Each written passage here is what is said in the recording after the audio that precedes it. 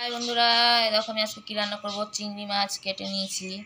এই যে আমার বড় বাজার থেকে নিয়েছে। আজকে চিংড়ি মাছ রান্না করবো। একটু কালো জিরে দিয়ে দিয়েছি।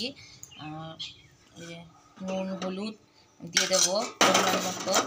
এই যে হলুদ দিয়ে দিলাম, নুন দিয়ে দিলাম, একটু আদা রসুন পেঁয়াজ টমেটো জিরে রাঁধুনি শুকনো লঙ্কা একটু কাঁচা লঙ্কা দিয়ে এটা মেখে দেবো। মশলাটা দিয়ে চিংড়ি মাছটাকে মেখে দেবো। এটা মেখে বসাবো। এই যে মেখে নিয়ে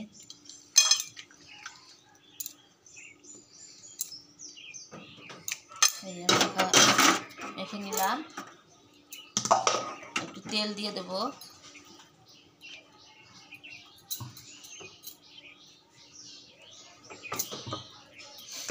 তেল দিয়ে দিলাম। এই যে এটা মাখা হয়ে গেল।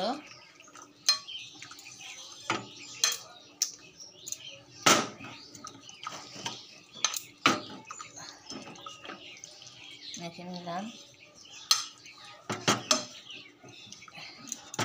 বেশি না, হালকা অল্প একটু হালকা করে জল দিয়ে দেবো।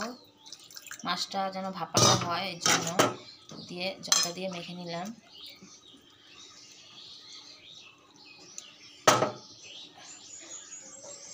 সাজিয়ে সাজিয়ে দিলাম।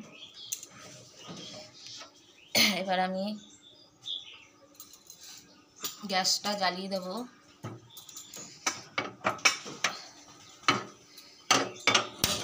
গ্যাসটা জ্বালিয়ে দিলাম। এবার আমি এটা মাছটাকে বসিয়ে দেবো।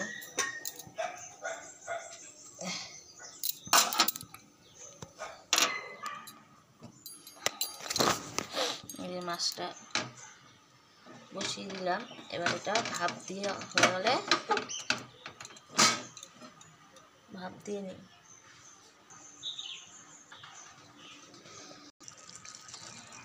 তাহলে বন্ধুরা, এই যে আমার চিংড়ি মাছের কালিয়া হয়ে গেছে। এই দেখো মশলা দিয়ে কাঁচাই বসিয়েছি, ভেজে নিলেও পারো, কাঁচাটা টেস্ট হয় বেশি। তাই মশলা দিয়ে চিংড়ি মাছের কালিয়া করেছি। এই দেখো কেমন হয়েছে বন্ধুরা। চিংড়ি মাছের কালিয়া হয়ে গেছে। এবার আমি নামিয়ে দেবো।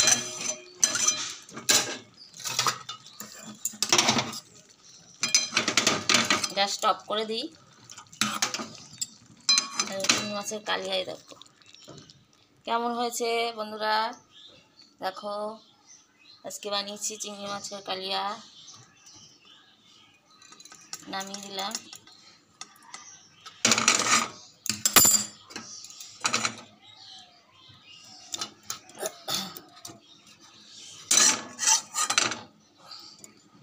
দেখো